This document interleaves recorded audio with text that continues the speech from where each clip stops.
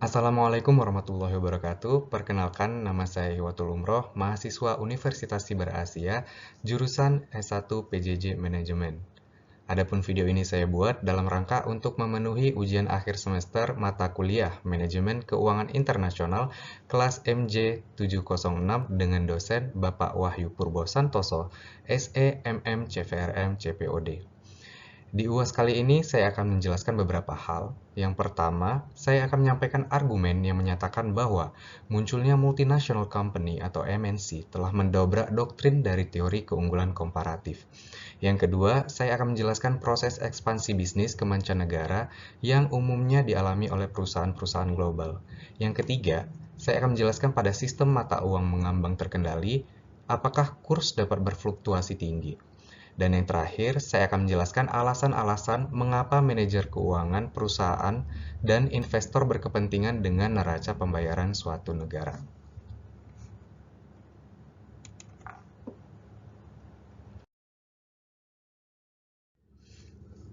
Yang pertama, argumen bahwa MNC telah mendobrak doktrin teori keunggulan komparatif.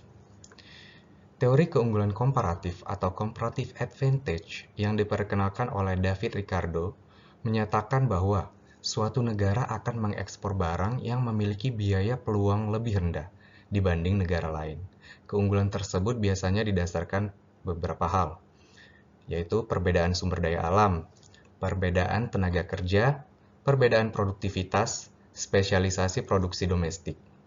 Dalam teori klasik, faktor produksi dianggap tidak berpindah antar negara atau immobile.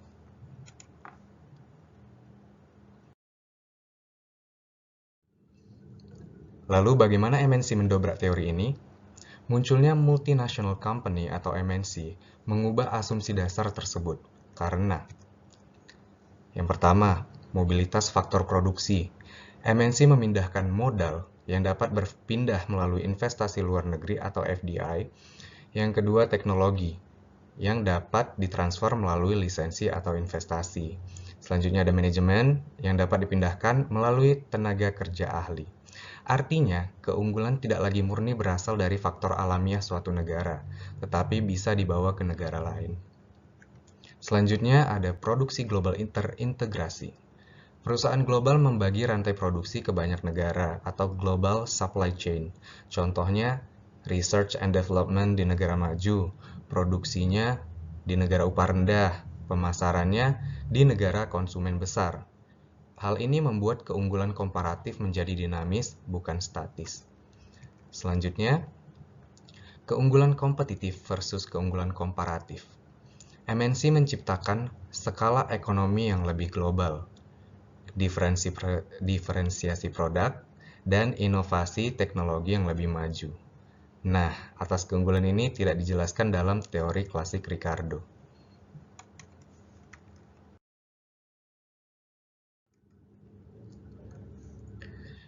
Kesimpulan bagian A, MNC mendobrak teori keunggulan komparatif karena yang pertama, faktor produksi menjadi mobile. Yang kedua, produksi bersifat global. Yang ketiga, keunggulan bisa diciptakan melalui inovasi, bukan hanya karena perbedaan alamiah.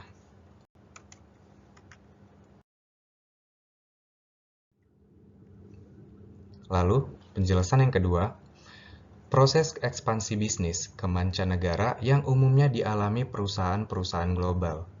Perusahaan biasanya tidak langsung menjadi perusahaan multinasional. Ekspansi internasional terjadi melalui beberapa tahapan. Yang pertama, ada exporting, yaitu perusahaan mulai menjual produk ke luar negeri tanpa investasi fisik di negara tujuan. Risikonya relatif rendah dan biasanya melalui distributor lokal. Selanjutnya ada licensing dan franchising. Perusahaan memberi izin pengguna, merek dagang, teknologi, dan sistem bisnis. Contohnya, waralaba makanan cepat saji. Risiko lebih kecil dibanding foreign direct investment atau FDI karena tidak perlu investasi besar. Selanjutnya ada joint venture atau strategic alliance. Perusahaan bekerja sama dengan perusahaan lokal bertujuan untuk mengurangi risiko, memahami pasar lokal, mengatasi regulasi. Contohnya, perusahaan otomotif asing bekerja sama dengan perusahaan lokal. Selanjutnya ada Foreign Direct Investment atau FDI. Perusahaan membangun atau membeli perusahaan di luar negeri dalam bentuk greenfield investment dan akuisisi. Keuntungan dapat berupa kontrol penuh atas operasi dan akses langsung ke pasar global. Namun, terdapat risiko berupa risiko politik dan risiko nilai tukar. Dan yang terakhir ada global integration. Nah, pada tahap ini perusahaan benar-benar menjadi multinational company atau MNC dengan manajemen global, produksi lintas negara, dan pendanaan internasional. Selanjutnya, baiklah, untuk poin berikutnya, sebelum saya menjelaskan apakah kurs dapat berfluktuasi tinggi, saya akan menjelaskan sekilas apa itu sistem mengambang terkendali. Sistem mengambang terkendali adalah sistem nilai tukar di mana mata uang ditentukan oleh mekanisme pasar. Namun, bank sentral atau pemerintah melakukan intervensi untuk mencegah fluktuasi ekstrim atau yang disebut volatilitas berlebihan. Selanjutnya,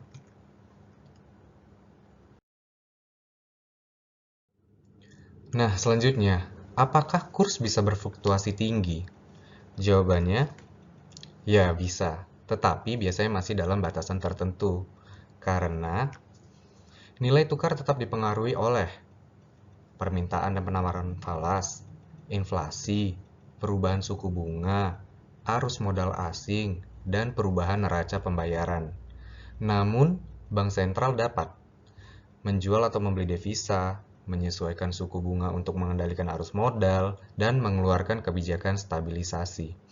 Tujuannya untuk apa? Untuk menghindari yang pertama depresiasi tajam, yang kedua krisis mata uang, dan yang ketiga adalah kepanikan pasar.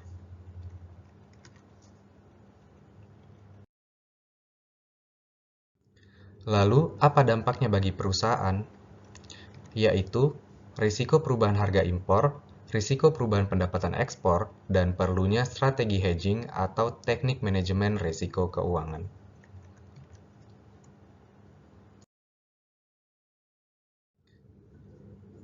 Lalu selanjutnya, poin berikutnya, mengapa manajer keuangan dan investor berkepentingan dengan neraca pembayaran suatu negara atau yang biasa disebut BOP, Balance of Payment. BOP atau Balance of Payment atau disebut juga dengan neraca pembayaran sangat penting bagi manajer keuangan dan investor internasional karena yang pertama sebagai indikator stabilitas ekonomi suatu negara. Neraca pembayaran menunjukkan apakah suatu negara itu surplus atau defisit. Selanjutnya, kondisi transaksi berjalan. Selanjutnya, arus modal masuk dan keluar. Jika defisit besar, maka risiko depresiasi mata uang meningkat. Selanjutnya, yang kedua, mempengaruhi nilai tukar. Perubahan neraca pembayaran itu mempengaruhi permintaan dan penawaran mata uang. Jika mengalami surplus, maka mata uang cenderung menguat. Namun, jika mengalami defisit, maka mata uang cenderung melemah. Karena perusahaan yang memiliki utang dalam mata uang asing sangatlah terpengaruh. Lalu, yang ketiga adalah mengukur risiko negara atau country risk.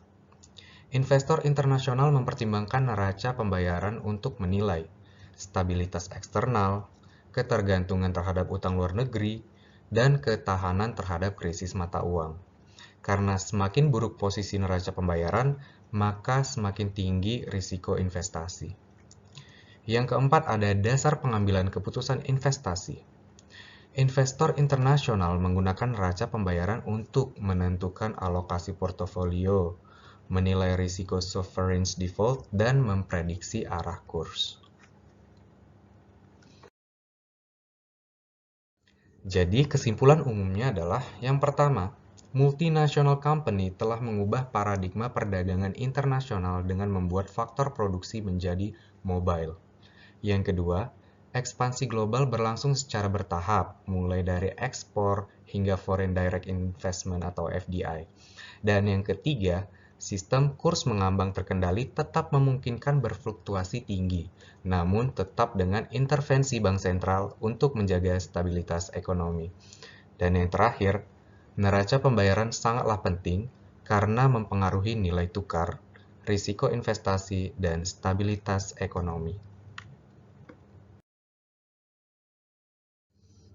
Baiklah, sekian pemaparan saya secara keseluruhan untuk memenuhi ujian akhir semester mata kuliah Manajemen Keuangan Internasional. Atas perhatiannya saya ucapkan terima kasih dan saya tutup. Assalamualaikum warahmatullahi wabarakatuh.